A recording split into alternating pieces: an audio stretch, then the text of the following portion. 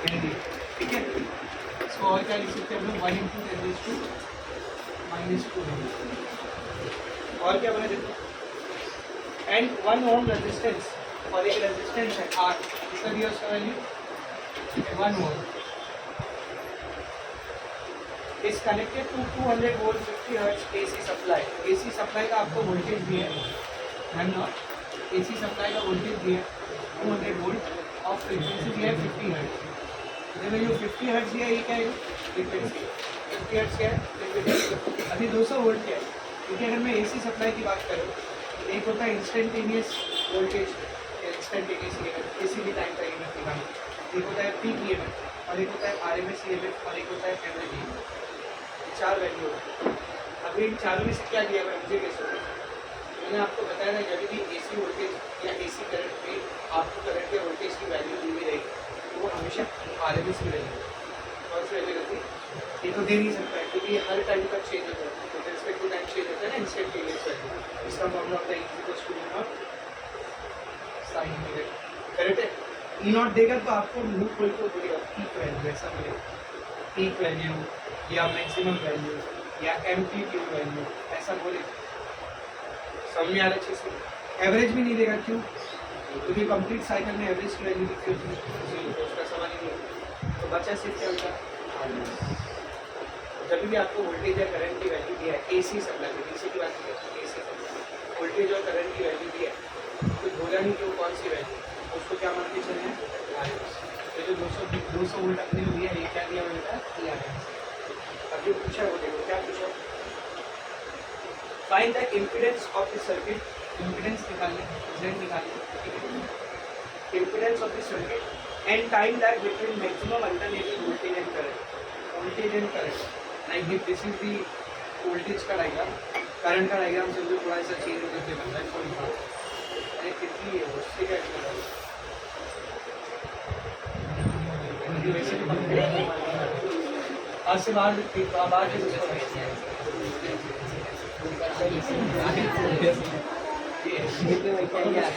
जुब्बे में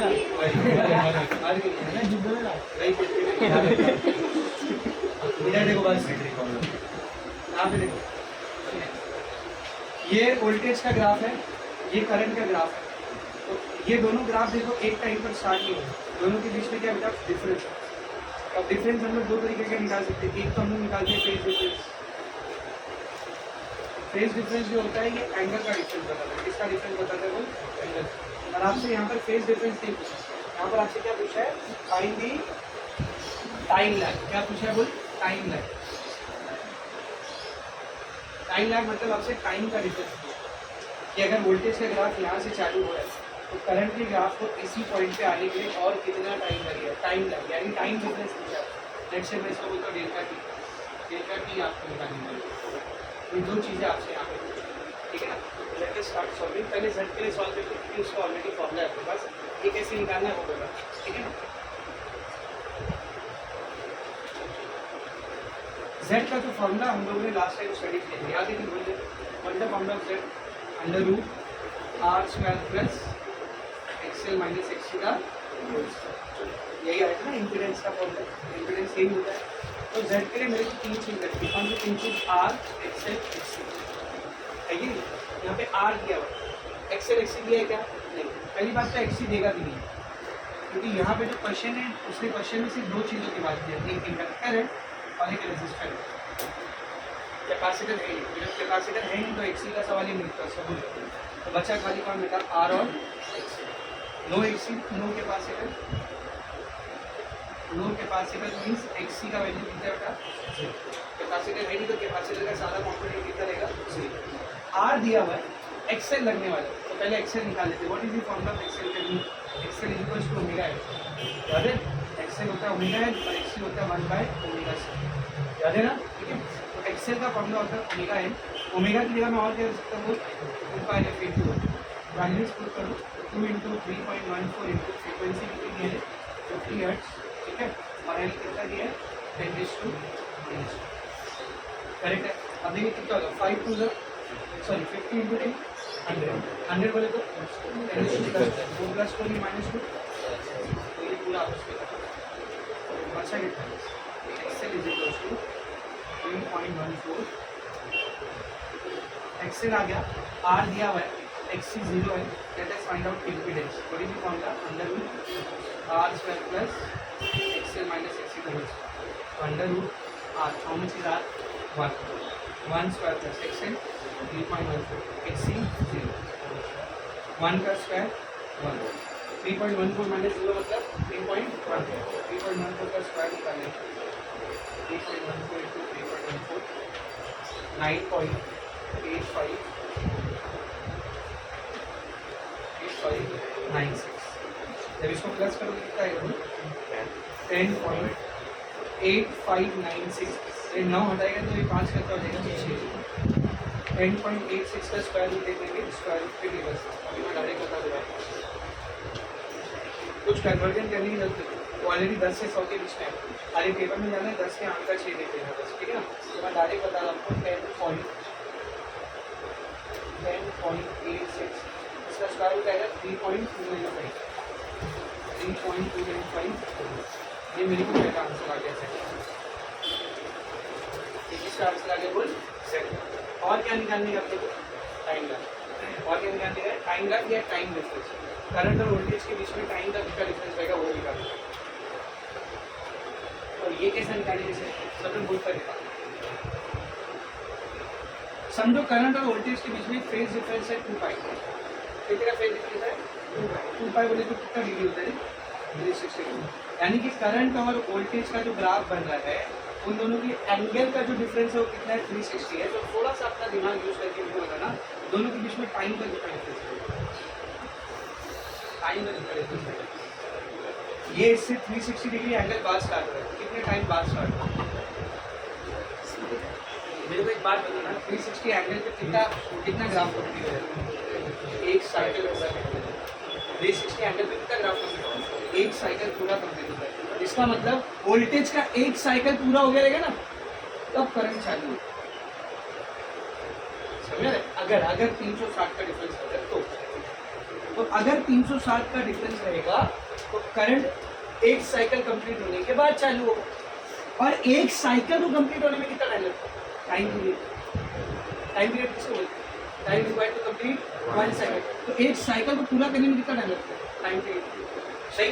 तो अगर दोनों के बीच में एंगल की बात कर रहा हूँ, 360 डिग्री का डिफरेंस है, सेम उसी केस में टाइम का कितना डिफरेंस है, सी ना, टाइम का कितना डिफरेंस है, कैलकुलेट, ये से कैलकुलेट की टाइम बाद start, I can write down for a phase difference of, ध्यान से लिखना, for a phase difference of 2 pi, time lag is capital Q। अगर फेज डिफरेंस 2 पाई का रहेगा तो दोनों ग्राफ के बीच में टाइम का लैग कितना रहेगा बोल, कैपिटल Q, सही है। तो अब यहाँ पे कितना फेज डिफरेंस है मालूम है, तो मैं ऐसा मान लेता हूँ कि यहाँ पर करंट और वोल्टेज के बीच में फेज डिफरेंस है 5, कितना फेज डिफरेंस है 5, यहाँ पर इस कंडीशन में, और टाइम लैग को हमने क्या माना है, देयरफॉर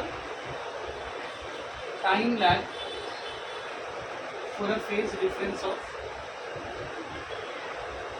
5 विल बी, तो डेल्टा टाइम लैग की वैल्यू 5 फेज डिफरेंस है कितनी रहेगी, इसका फॉर्मूला कैसे निकालेंगे, आपको वाली ट्रिक यूज करके कि अगर फेज डिफरेंस 2 पाई है तो टाइम लैग कैपिटल T है, अगर फेज डिफरेंस 5 है तो हमने टाइम लैग को कितना माना बेटा, डेल्टा T, कितना माना बोल, डेल्टा T, क्या करोगे यहाँ पे cross multiply, delta T into 2 pi कितना लेगा, 2 pi delta T is equals to capital T into 5 into capital T, delta T का फॉर्मूला निकालना है ना, डेल्टा T का मतलब delta T will be 5T/2, अभी जो T दिख रहा है ये कुछ नहीं, मतलब क्या बेटा T/1 ना, अपॉन के नीचे कुछ नहीं, T/1, इसको अपॉन के नीचे लेके जाओ उल्टा हो जाएगा, क्या बन जाएगा 5/2 पाई इंटू 1/T, बेटा व्हाट इज 1/T,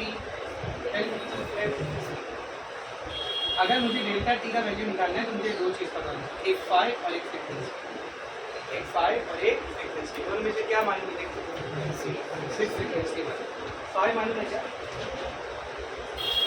निकाल सकते हैं ना, 5 फाइंड आउट कर सकते हैं, कल 5 का फॉर्मूला पढ़े थे, LCR सर्किट में 5 का क्या फॉर्मूला होता है, tan inverse of XL minus XC by R, यही फॉर्म करते हैं ना, tan inverse of XL minus XC by are.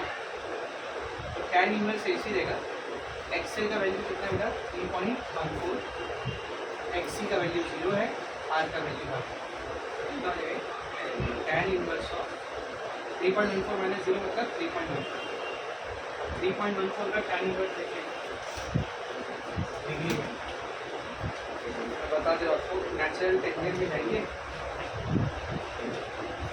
Natural technique में जाएंगे 3.14 को 3.1 का 4, यस 3.1334, उसके बाद सीधा 3.15, 3.1334 है 72 डिग्री के 18 मिनट, 72 डिग्री के 18 मिनट में बदलता 3.1334, और अपने को चाहिए कितना 3.140, कितने का डिफरेंस आ रहा है, 10 में से 4 गया 6, 9 में से 3 गया 6, 66 का डिफरेंस आ रहा है। उसी लाइन में मीन डिफरेंस है 66 नहीं पर 64 है, 2 मिनट। तो कितना हो गया 72 डिग्री 18 और 2 20। अच्छा इसको 18 मिनट रखेंगे अप्रॉक्सीमेटली तो भी चलेगा, अप्रॉक्सीमेटली, क्योंकि 18 मिनट की वैल्यू होती है 0.3, तो 72 और 0.3 कितना हो गया 72.3, ये 5 मिल गया ना 5।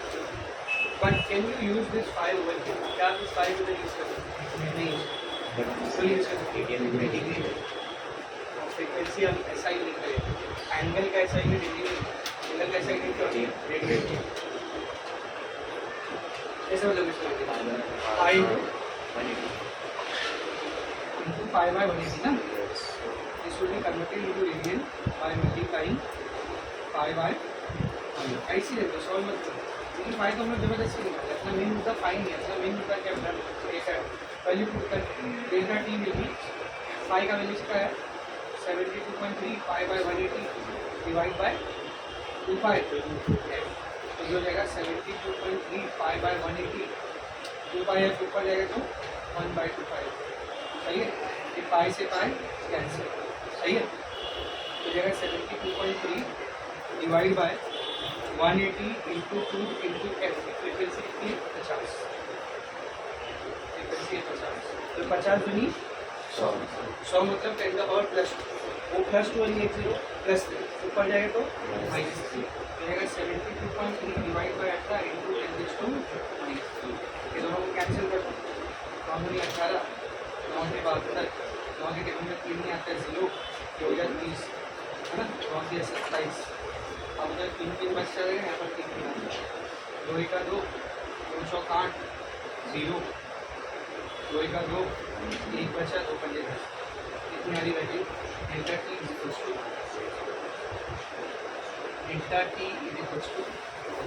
4.015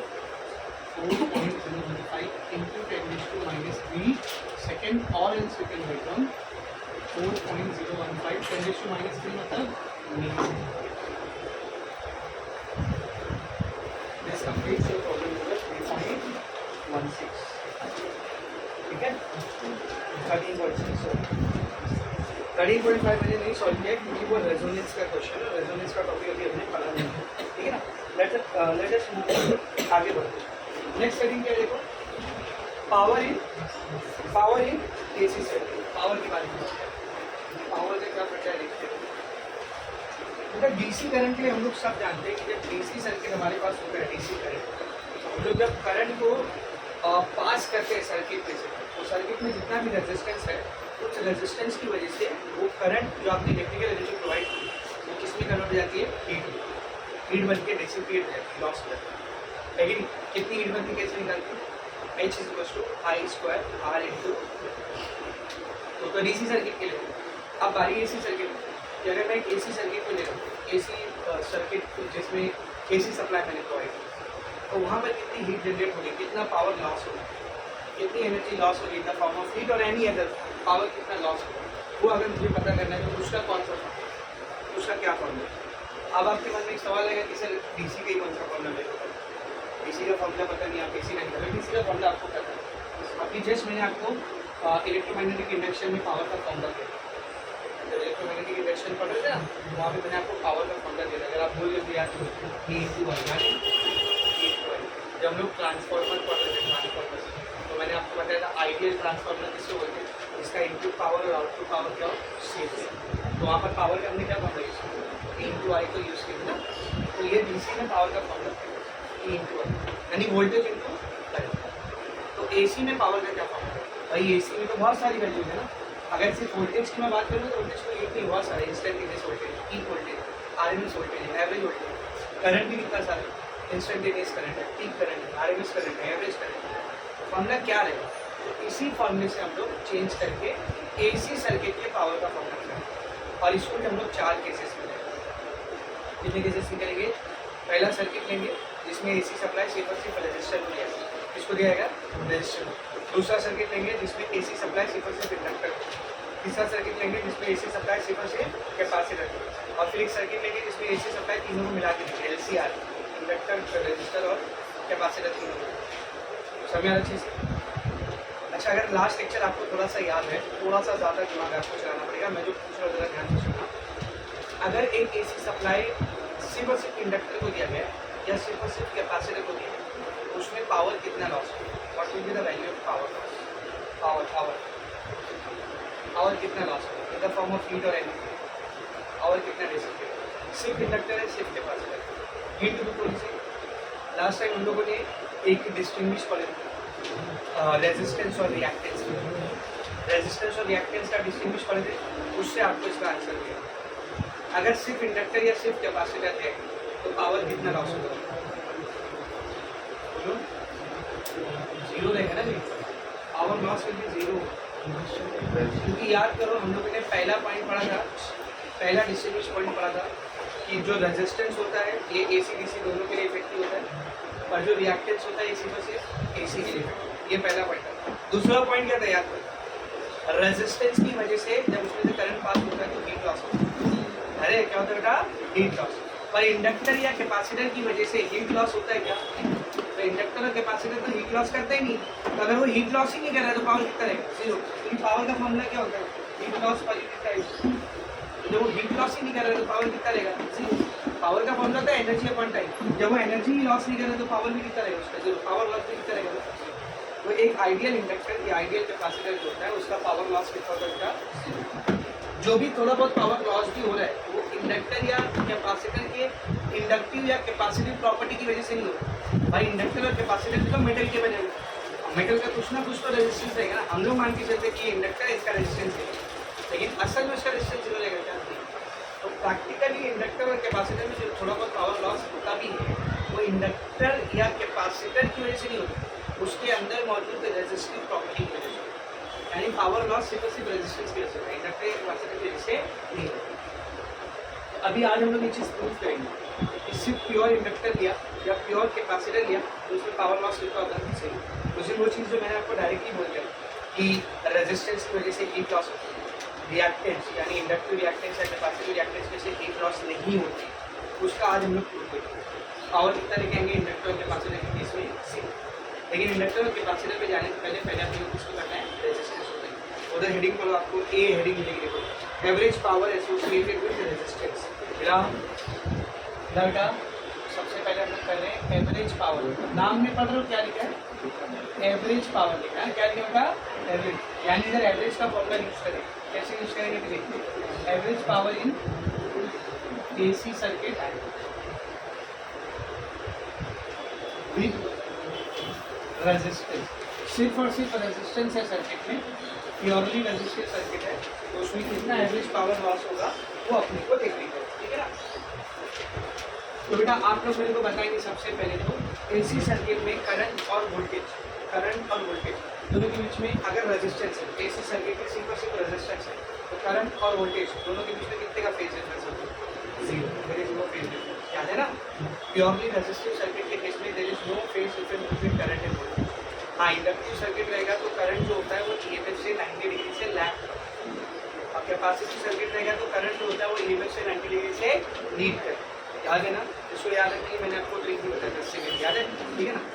तो प्योरली रेजिस्टेंस रहेगा, प्योरली रेजिस्टेंस वाला सर्किट रहेगा तो there is no phase difference between EMF and current है कि नहीं, दोनों के बीच में कोई फेज डिफरेंस नहीं रहता, सब लोग बोल करेंगे since for purely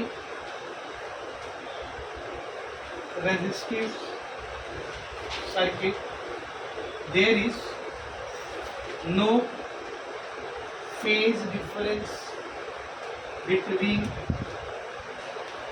voltage and current, voltage और करंट के बीच में कोई फेज डिफरेंस नहीं होता है।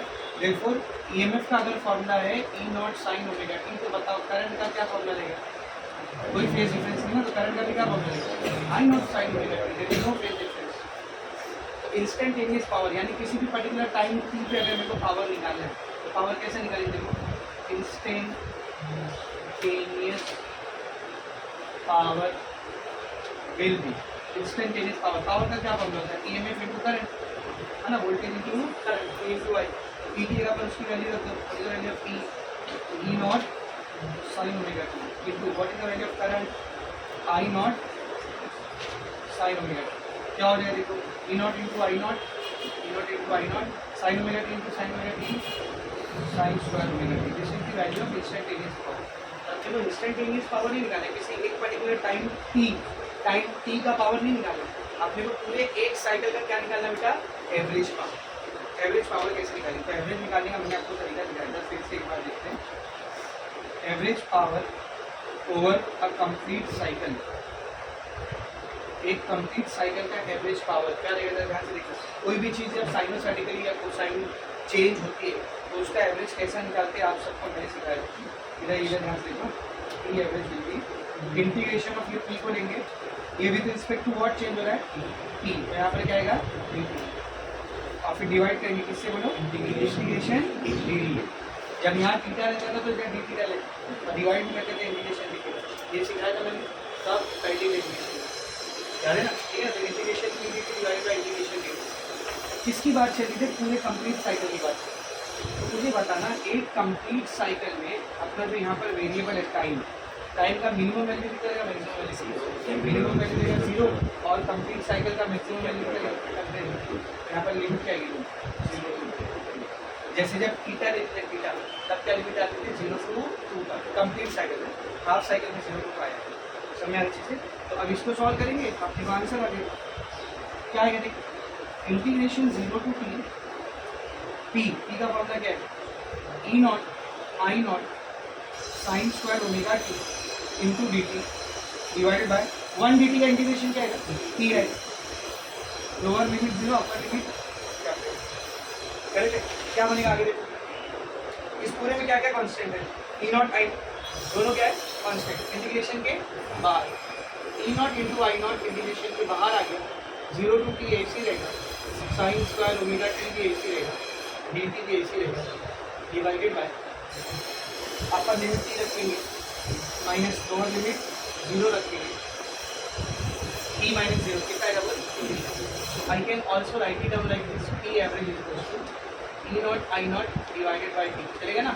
फिर टी माइनस 0 कितना है, टी आना है, तो उसको अलग करके ऐसा ही, तो इंटीग्रेशन में क्या बचा बोल, 0 to t sine square omega t d T, अब यहाँ पे फिर से मैथ अप्लाई, यहाँ पे फिर से क्या अप्लाई होगा, फॉर्मूला थोड़ा सा करना पड़ेगा, integration 0 to t sine square omega t d t, तो बेटा साइन थीटा का फॉर्मूला होता है, सॉरी साइन स्क्वायर थीटा का फॉर्मूला होता है 1 माइनस कॉस थीटा बाय 2, उस दिन भी बताएगा, साइन स्क्वायर थीटा क्या होता है 1 माइनस कॉस थीटा बाय 2, ये फॉर्मूला यहाँ पर लगाओ, 0 to t sine square omega T रहेगा 1 minus cos 2 omega T by 2 को दोनों में बांट दो, 0 to t 1/2 minus cos 2 omega 2/2 into d T, integration दोनों में बांट दो, ये 1/2 कांस्टेंट है, integration 0 to t D t, तो ये और ये एक साथ ले गया, माइनस ये भी 1/2 कांस्टेंट है, integration 0 to t cos 2 omega T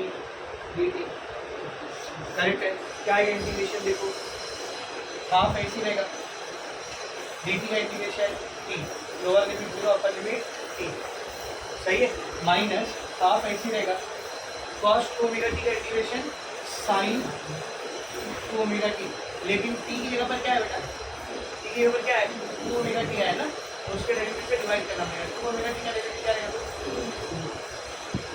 omega t का डेरिवेटिव रहेगा 2 ओमेगा 0 सही है। ये हो जाएगा हाफ, अपर लिमिट रखेंगे टी माइनस लोअर लिमिट रखेंगे 0 माइनस ये 2 ओमेगा को बाहर निकालेंगे तो 1/4 ओमेगा साइन 2 ओमेगा टी 0 सही है।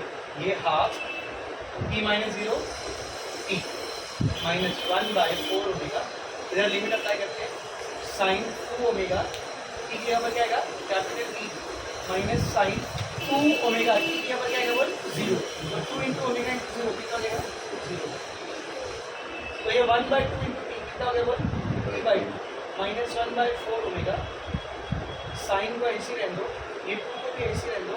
ओमेगा का अपने पास एक फॉर्मूला होता है 2π/t याद है ओमेगा का फॉर्मूला क्या होता है 2π/t into t minus sign 0 ये टी से टी कैंसिल मेरे को बताना 2 इंटू 2 पाई कितना हुआ 4 साइन 0 पाई 2 पाई 3 पाई 4 पाई 5 पाई सब कितना होता है 0 इसकी वैल्यू क्या रहेगी 0 माइनस 0 0 इंटू 1/4 पाई 0 तो 3/2 माइनस 0 कितना तो ये जो इंटीग्रेशन आपको दिखा है इसकी वैल्यू क्या रहेगी 3/2 मैंने उसी में बोला था आज फिर ये पूरा पार्ट करने की ज़रूरत नहीं है because this is purely mathematics on maths का पेपर नहीं चलता। अगर आपको ये चीज़ डायरेक्ट याद रहती तो आप इसको डायरेक्ट ही और अगर का सवाल ही नहीं इतना टाइम और इतने स्टेप्स आपके पास है तो it's better remember the value आप याद रखो कि इंटीग्रेट करेगा एवरेज की डेरिवेशन भी तो मैंने बोला था आपको डायरेक्ट याद रखो नॉन मैथ्स वालों को भी बोला था मैथ्स वालों को भी बोला डायरेक्ट याद रखो। आज फिर बोलो इतने सारे स्टेप्स और इतना टाइम बचाना है तो ये वैल्यू को डायरेक्ट याद तो जब हम लोग इसको इंटीग्रेट करेंगे यहाँ पे लिख देता हूँ since integration of 0 to t sin square omega T dt is equal to t/2 इसके इंटीग्रेशन का वैल्यू कितना आएगा t/2 अगर किसी को इंटीग्रेट तो ये रहा सब में अच्छे से। अब बताओ पी एवरेज क्या हो जाएगा फिर P average will be P0I0/t into वो इंटीग्रेशन की वैल्यू कितनी आएगा t/2 t से t कैंसिल क्या बच गया बोल P average is equal to P0 into I0 divided by can I write down this 2 as ये 2 को क्या मैं ऐसा लिख सकता हूँ बेटा √2 इंटू √2 आया ना बोल √2 इंटू √2 का स्क्वायर √2 का स्क्वायर और रूट कैंसिल क्या बचा तो भाई √2 इंटू √2 की वैल्यू क्या आएगी 2 आएगी तो मैंने इंस्टेड ऑफ 2 क्या लिख दिया √2 into now tell me what is this E0/√2 and I0/√2 average power का फॉर्मूला क्या है ERMS into this is the formula for average power for a purely resistive circuit एक purely resistive circuit के average power का ये formula ERMS into IRMS। तो अगर AC circuit में सिर्फ और सिर्फ रेजिस्टेंस है ना इंडक्टर ना कैपेसिटर सिर्फ क्या है रेजिस्टेंस तब फिर से बोलो सिर्फ रेजिस्टेंस है तब अगर आपको पावर निकालना है तो आप ये फॉर्मूला यूज कीजिए। But if there is only inductor और ओनली कैपेसिटर और कॉम्बिनेशन ऑफ 2 और 3 then this formula will be applicable ठीक है ना। इस पावर को क्या बोलते हैं इस पावर को हम लोग बोलते हैं अपरेंट पावर क्या बोलते हैं बोल अपरेंट पावर ये रियल पावर नहीं है फुल पावर नहीं है अपरेंट पावर धोखे वाला पावर असल में मुद्दा क्या था मैंने यहाँ पर एक चीज़ मिसिंग जो ट्रू पावर का फॉर्मूला होता है पावर का जो रियल फॉर्मूला होता है हकीकत में जो फॉर्मूला होता है एसी सर्किट में उसमें एक टर्म और आता है वो टर्म यहाँ पर नहीं है इसलिए हम लोग इसको ट्रू पावर नहीं बोलते क्या बोले अपरेंट पावर सर वो कौन सा टर्म है पता नहीं है टर्म अभी जब चौथा वाला डिविजन ये पहला वन सेकेंड इंडक्टर का थर्ड कैपेसिटर का फोर्थ कौन सा है एलसीआर तो जब एलसीआर वाला डेरिवेशन करेंगे तो उसमें आप देखोगे यही सेम फॉर्मूला रहेगा ERMS इंटू IRMS उसके बाद में एक टर्म और तो वो एक टर्म जो है यहाँ पर मिसिंग इसलिए इसको हम लोग ट्रू पावर नहीं बोलते क्या बोलने बोलो अपरेंट तो याद अपरेंट पावर का क्या फॉर्मूला था वो P average is equal to ERMS into IRMS और ये सिर्फ और सिर्फ किसी केस में आता है प्योरली रेजिस्टेंस के केस तो देखो पावर के ऊपर आपको वहाँ पे एक न्यूमेरिकल दिया 13.7 सिंपल सा न्यूमेरिकल है क्या दिया देखो 100 ओम रेजिस्टर आर दिए कितना दिया आर बोल 100 ohm 100 ohm resistor is connected to a 220 volt RMS 50 hertz supply. मेरे को पता है 220 वोल्ट क्या दिया है, ई आरएमएस ना, जब भी वोल्टेज या करंट देता है मतलब वो आरएमएस वैल्यू होती है ना। जब तक बोलेगा नहीं कि कौन सी वैल्यू है तब तक हम लोग मान के चलेंगे वो आरएमएस वैल्यू। ई आरएमएस दिया मेरे को 220 वोल्ट और फ्रीक्वेंसी कितनी दिया है बोल, फ्रीक्वेंसी कितनी दिया है 50 हर्ट्ज। आगे देखो supply, what is the RMS value of the current, क्या निकालना है आरएमएस करंट यानी कि आई आरएमएस निकालना है। और क्या निकालना है, what is the power consumed over a full cycle, एक फुल साइकिल का पावर निकालना है। फुल साइकिल का पावर मतलब एवरेज पावर, अभी है ना derivation, average power in one complete cycle. तो आई आरएमएस और एवरेज निकालना। पहले होता है सर्किट कौन सा है, सर्किट कौन सा है, सिर्फ रेजिस्टर लगा हुआ है मतलब प्योरली रेजिस्टिव सर्किट। तो सबसे पहले यहाँ पर रेजिस्टेंस का फॉर्मूला यूज करना है। रेजिस्टेंस का 3 फॉर्मूला होता है, या तो ई बाई आई, या फिर E not by I not, या फिर ई आर एस बाय, तो ये वाला फॉर्मूला यूज करना। आर का फॉर्मूला होता है E R S by I R S. यहाँ से आई आर एस को इधर ले लो, आर को उधर ले लो, क्या हो जाएगा I R S seventy E R S by R. Value put कर ई आर एस कितना गया है अपने को, ई आर एस 220 और आर कितना गया है 100। नीचे से 2 जीरो कटेगा, ऊपर 2 नंबर के बाद पॉइंट आएगा, आई आर एस कितना आ गया 0.2 एम्पियर। तो पहला आंसर आ चुका है, पहला आंसर आ चुका है। और सेकेंड वैल्यू में क्या निकालना है मेरे को, एवरेज पावर। तो रेजिस्टिव सर्किट है ना बेटा, फुल प्योरली रेजिस्टिव सर्किट, एक ऐसा एसी सर्किट जिसमें सिर्फ और सिर्फ रेजिस्टेंस लगा हुआ, उसके एवरेज पावर का क्या प्रॉब्लम होता है, E R M S into I R M, जिसको हम लोग अपेरेंट पावर देंगे। किसी क्वेश्चन में अगर ऐसे बोलते हैं तो कैलकुलेट किया अपेरेंट पावर, तो भी सेम ही बात है कि नहीं, ठीक है ना। तो एवरेज पावर आ गया E R M S into I R M. E R M S की कितनी वैल्यू है 220 और आई आर एम एस की कितनी वैल्यू आई 2.2, दोनों को मल्टीप्लाई करके यहाँ से समझ आ रहा है कितना करेंगे 220 इंटू 2.2, थोड़ी देर के लिए जीरो को भूल जाओ, 22 से 22 को मल्टीप्लाई करेंगे, 22 दूनी 44 का 4 करेंगे 4, फिर से 22 दूनी 44, 44 और 4 48, फिर ये जीरो और फिर एक नंबर के बाद पॉइंट कितना आ रहा है 484। एवरेज पावर आया है 484। पावर का यूनिट इधर जूल पर सेकेंड या तो जूल पर सेकेंड या फिर वैट।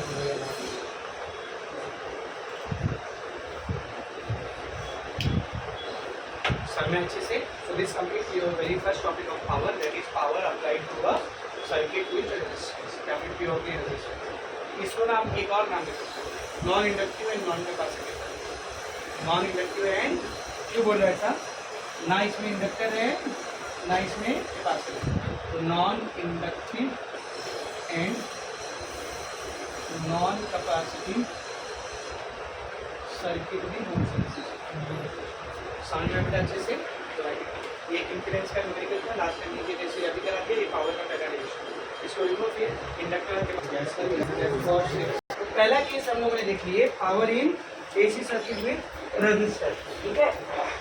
क्या फॉर्मूला है इसका, P average is equals to E R M S into I R M S, और एक नाम क्या है इसका apparent power. Now the second case we have to see AC circuit with inductor and the third case will be AC circuit with capacitor. दोनों का ही power कितना आएगा, मैंने भी थोड़ा देर पहले जीरो आएगा। क्यों जीरो आएगा, एक आइडियल इंडक्टर या आइडियल कैपेसिटर पावर लॉस नहीं करता, उसमें हीट जनरेट नहीं होती। जो भी प्रैक्टिकली जो भी हीट जनरेट भी होगी तो उसके रेजिस्टिव कंपोनेंट यूज हो, मतलब वो मेटल का बना हुआ है, चाहे इंडक्टर हो चाहे कैपेसिटर हो, तो उसमें थोड़ा बहुत रेजिस्टेंस रहेगा, उसकी वजह से हीट जनरेट होगी। लेकिन इंडक्टर और कैपेसिटर की प्रॉपर्टी की वजह से कोई हीट या कोई पावर लॉस नहीं होती, तो वो चीज़ अभी अपने को यहाँ पर प्रूव करना है। अच्छा, एक इंपॉर्टेंट चीज़ जो अभी हमने देख लिया कि 0 to t sin square omega t d T, ये इंटीग्रेशन का वैल्यू कितना आता है टी बाई, ठीक है ना, ये याद रखना, क्योंकि अगर कहीं पे ये आएगा तो हम लोग वो वैल्यू डायरेक्ट यूज करेंगे, ठीक है ना। सेकेंड डेरिवेशन को स्टार्ट करते हैं। तो सबसे पहली लाइन जो हम लोगों ने प्रीवियस डेरिवेशन में लिखी है वो यही थी कि ईएमएफ और करंट के बीच में कितने का फेज डिफरेंस, 0 फेज डिफरेंस। और अब हमने किसका केस उठाया, इंडक्टर। इंडक्टर में ईएमएफ और करंट दोनों के बीच में फेज डिफरेंस होता है, कितने का फेज डिफरेंस होता है π/2। अब क्वेश्चन ये है कि लीड कौन करता है और लैग कौन करता है, याद करो सिविल है ना। किसकी बात चल रही बेटा? इंडक्टर। इसमें इंडक्टर को कौन दिखाता है? एल। तो एल अगर लास्ट में है तो आखिरी के 3 वर्ड उठाएंगे। तो आखिरी के 3 वर्ड में पहले कौन आ रहा है? वोल्टेज। मतलब वोल्टेज क्या करेगा? लीड करेगा और करंट क्या करेगा? लैग। तो यहाँ पर लिखेंगे for an AC circuit with an inductor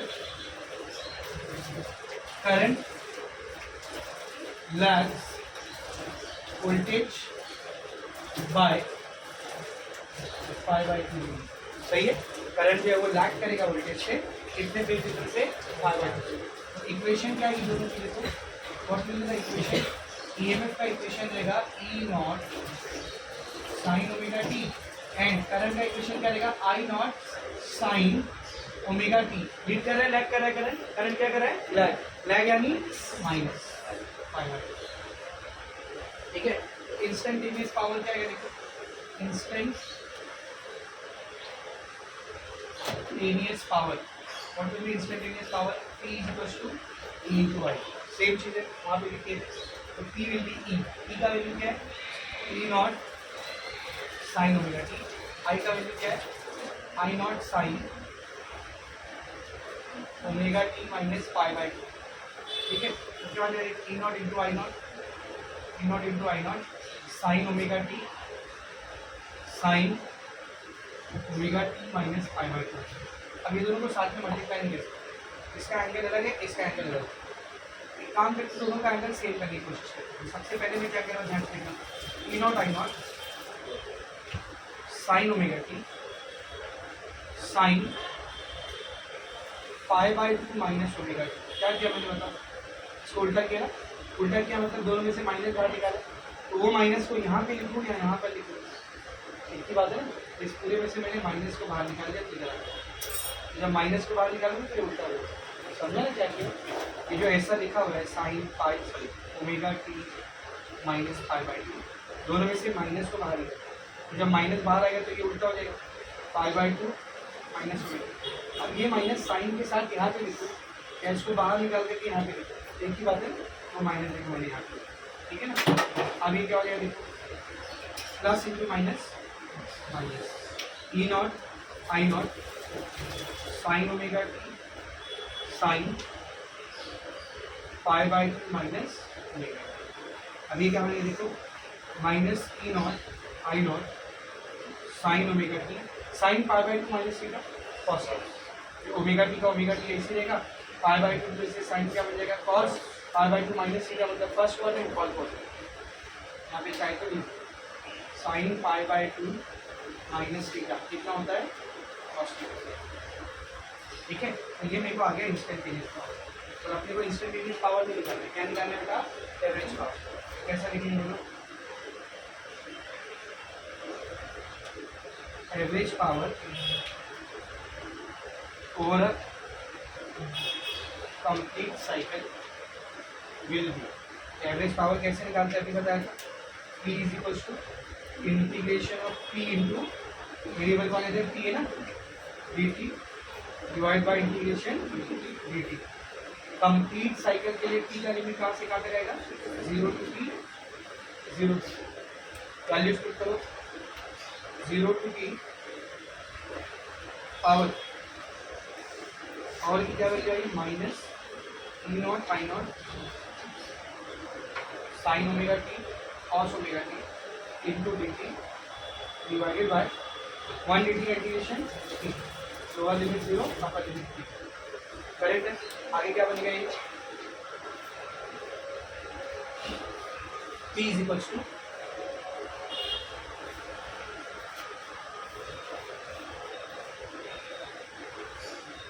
minus E not I naught constant है बाहर आ गई।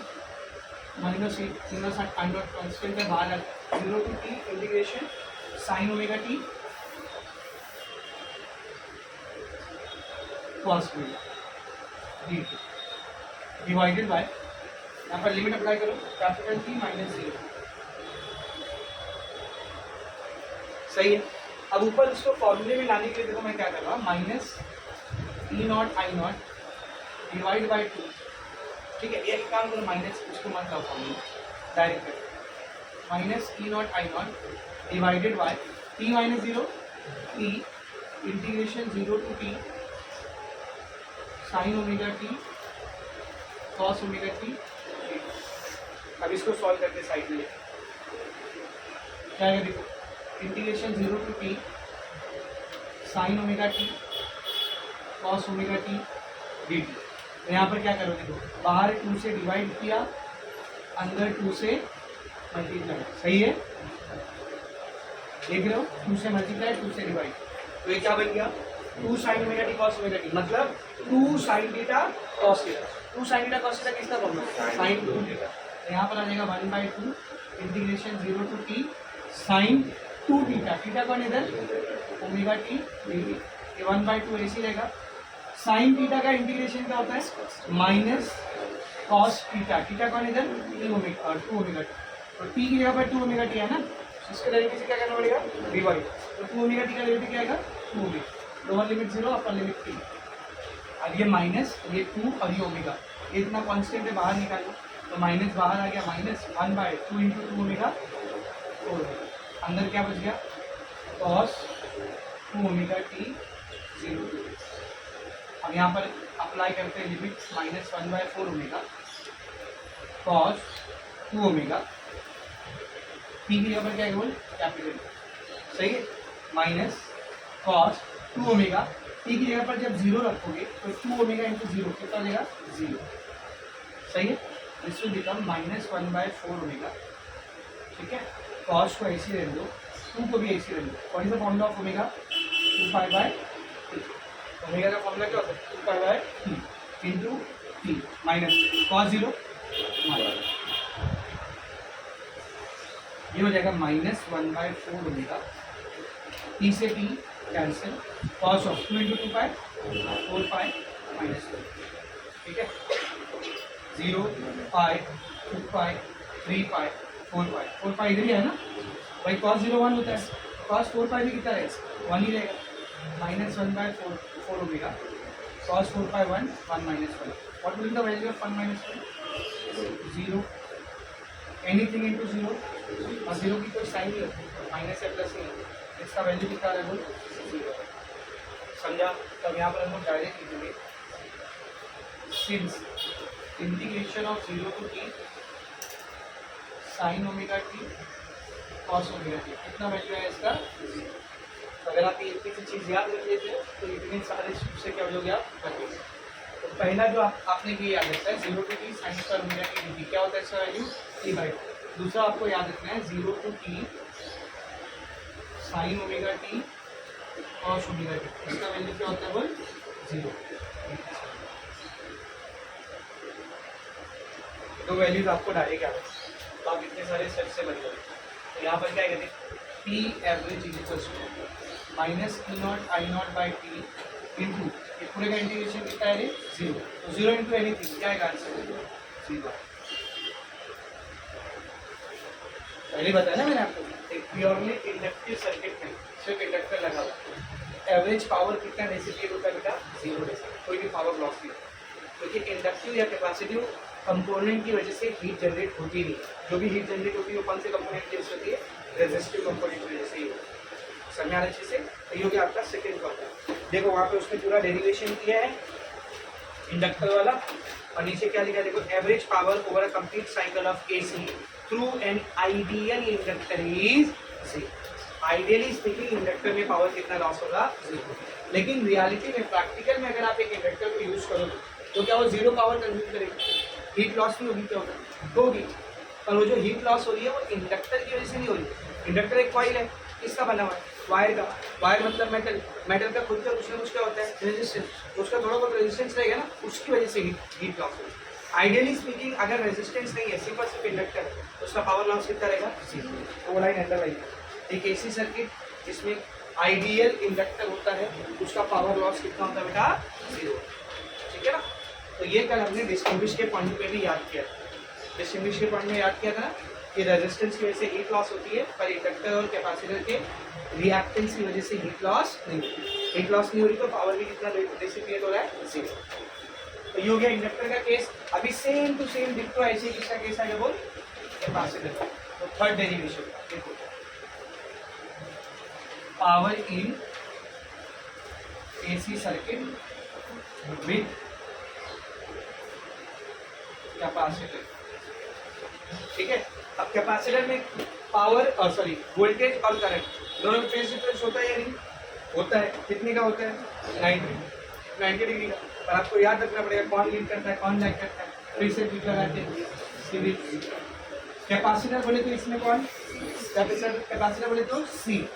तो शुरू के 3 वर्ड को उठाएंगे, तो शुरू के 3 वर्ड में सी को छोड़ दो, पहले कौन आया? आई, यानी करंट क्या करेगा? लीड करेगा, और वोल्टेज क्या करेगा? लैग करेगा। हम लोग लिखेंगे since in AC circuit with capacitor only, current leads voltage by how much angle? pi by 2।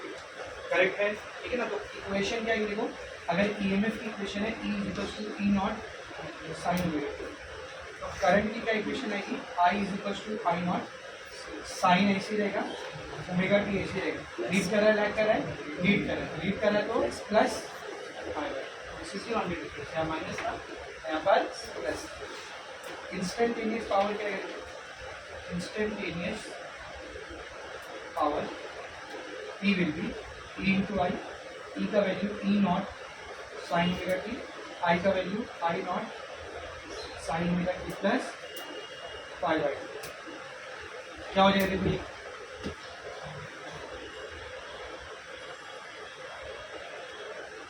ये पूरा इसका पार्ट है। क्या बनेगा देखो, P equals to E not I naught बाहर आ गया, अंदर कौन बचा?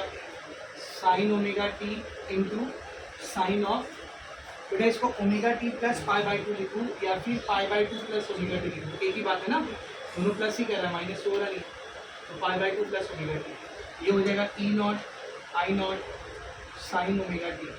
आप देखते sine pi by 2 plus theta कितना होगा? Sine pi by 2 plus theta. तो देखो थीटा की वजह से थीटा आ जाएगा, पाई बाई 2 की वजह से साइन का क्या हो जाएगा? कॉस पाई बाई 2 मतलब यहाँ पे प्लस थीटा मतलब second quadrant all science, second quadrant में साइन पॉजिटिव होता है, यहाँ पे भी क्या है? साइन, तो पॉजिटिव रहेगा। तो sine pi by 2 plus theta की वैल्यू क्या होती है? Cos theta. तो sine pi by 2 plus omega t क्या आएगा बोल? Cos omega t. क्या आ गया? Power, instantaneous power. हम निकालेंगे average power. Therefore, average power over a complete cycle is क्या रहेगा? एवरेज पावर बोलो, P is equal to integration P dt by integration dt, where the limit will be 0 to t. Put the values. P average equals to 0 to t. P, what is the value of P? E naught I naught sine omega t cos omega t d t divide by 1 dt का integration t, lower limit 0 upper limit capital. क्या हो जाएगा? E not I naught constant बाहर आ गया, integration 0 to t sine omega t cos omega t d t divide by t minus 0। E not I naught, t minus 0 मतलब t, integration 0 to t sine omega t cos omega t d t. तो we need to solve it again, नहीं ना, directly हमको इसकी value पता है कितनी रहेगी? 0। गिव रीजन हो रही है, integration 0 to t sine omega t cos omega t का वैल्यू कितना होता है? 0।